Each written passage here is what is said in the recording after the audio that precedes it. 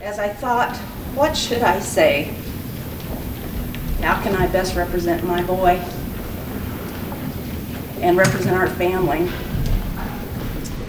What kept coming to me was the word patriotism. Now, I was brought up in Eldon, Missouri, small town USA. I consider myself about as patriotic as anybody else, enjoying fireworks and family. And one of the most fun family memories that we have of our boys is taking them down to Easley, down by the river, shooting off fireworks, then making our way up in the evening to Cooper's Landing, sitting by the fire, eating Thai food out of that little trailer. How American can that be? On a very cold January day, just in January 2011, I drove my son out to the Columbia Mall, and we met a red, white, and blue transport van on his way to Fort Benning. That moment and that day, patriotism took on a whole new meaning for me. We traveled down to Fort Benning in March or April after his graduation, and with pride saw him with his warriors and their warrior yell running down the steps and making their formation. Subsequent visits to Fort Lewis, which is in Tacoma, Washington, and seeing him develop as a young man and as a soldier.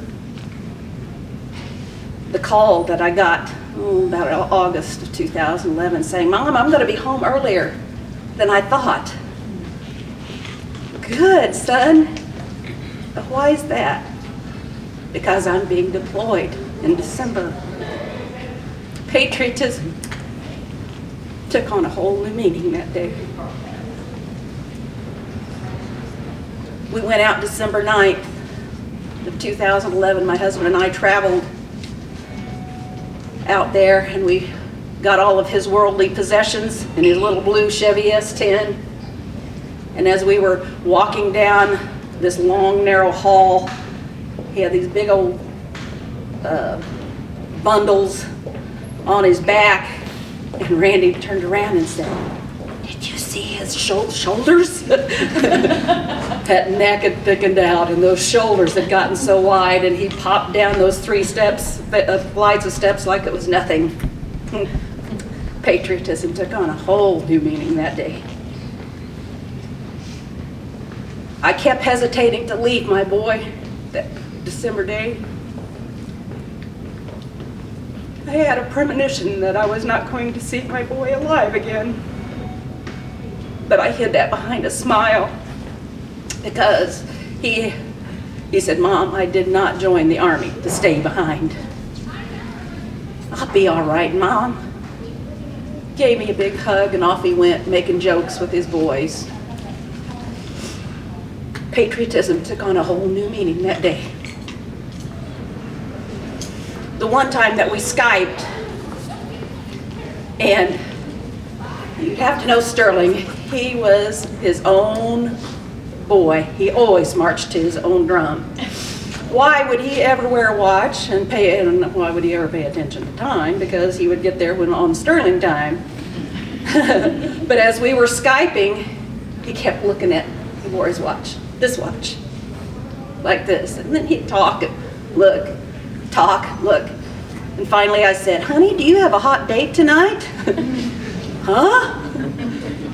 I said, "Well, 1, you're wearing a watch, and 2, you're paying attention to it." "Oh no, Mom, it's almost time for chow. I don't want to miss chow." The call said, "Mom, I could come home in July, but there's a guy, he wants to be home for his little boy's birthday. I think I'm going to trade with him, and then I can be home in September." And I said, "Oh, that's really sweet, honey. You'll be home for your birthday." "Yeah, Mom, that's kind of what I thought. He needs to be at home with his little boy." The call, when the word was just "Mom," and my heart sunk, and I was like, "What, honey?" He said, "Crumb just got blown up." said, "Is he still alive?" And he said, "Yeah, we worked really hard on him. But he's lost both of his legs and his left arm." Crum lived and lives. He's in San Antonio. I just got a call from him the other day. Patriotism took on a whole new meaning with that call and those visits. I'd gone down to the lake to visit with my folks. That was a habit that I'd developed every few weeks. My dad has Alzheimer's, and he's getting to be kind of a pill. And I woke up early that morning and just couldn't go to sleep. Restless. I didn't know what was wrong, but I was supposed to go on a pirate canoe trip with my ER buddies, and I said, "I just can't go. I'm just going to go down to my folks." And I get the call a little after 9 from my husband saying, "Sherry, you need to come home now. We have visitors from Fort Wood."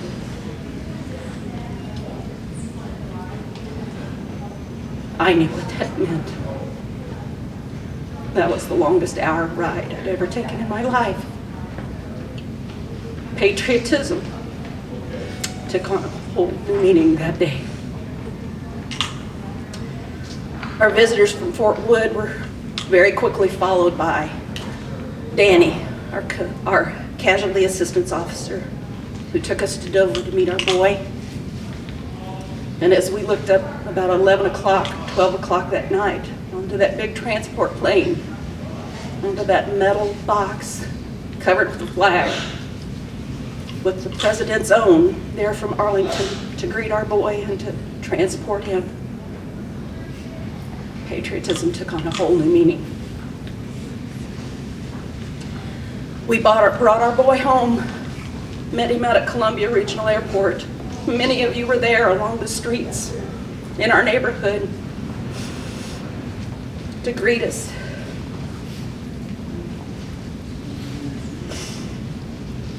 The procession stopped in our driveway. We brought him home. I wanted to be able to tell everybody we brought our boy home. I wanted him to see the flowers that I kept alive through that drought. Doggone it. I worked with those, and he was going to see them whether he wanted to or not. We brought our boy home. We saw him. And when we went to Dover, we did not know. And that was the first thing I asked, am I going to be able to see my boy?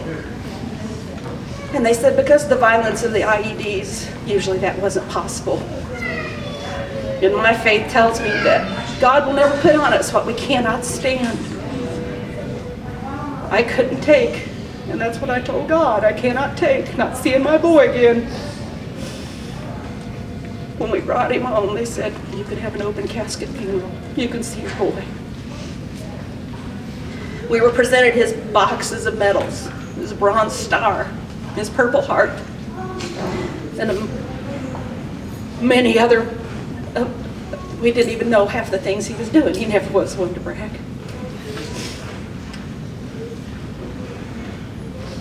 Visiting him at the middle of the night at our church, First Baptist Church, with our police honor guard there. I couldn't sleep, so I went to see my boy. We had a nice talk the morning before his funeral. The police were so respectful, and so the dignity that they were treating my son with. Patriotism took on a whole new meaning that day. Now, our story is not unique. Moms and dads and wives sent their sons and daughters off to war down through the centuries. And that's why we stand here today as a country, because we are not a unique family. My heartfelt thanks to those that have gone before and those that will go on again, because our boys are still, and girls, are still fighting in Afghanistan. They're still fighting and dying. I don't want you to forget that. They're still there. What is unique about our story? We got to see our boy. He was battle-worn and he was broken, but he was intact. the community, our family. Never in my life have I dreamed of or seen anything like the outreach of this community.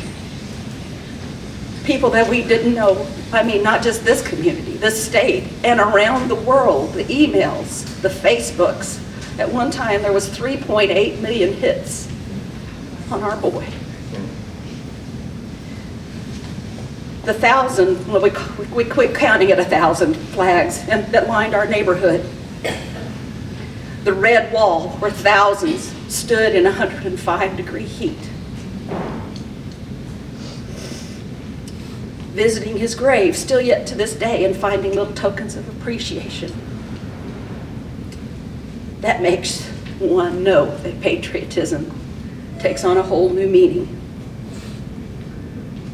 My hope in sharing this story is that you will never view another Veterans Day or a 4th of July or Memorial Day or any day that you wake up. Our country may be troubled, but it's the best place in the world to live. Don't take for granted. I want you and my personal patriotism to take on a whole new meaning.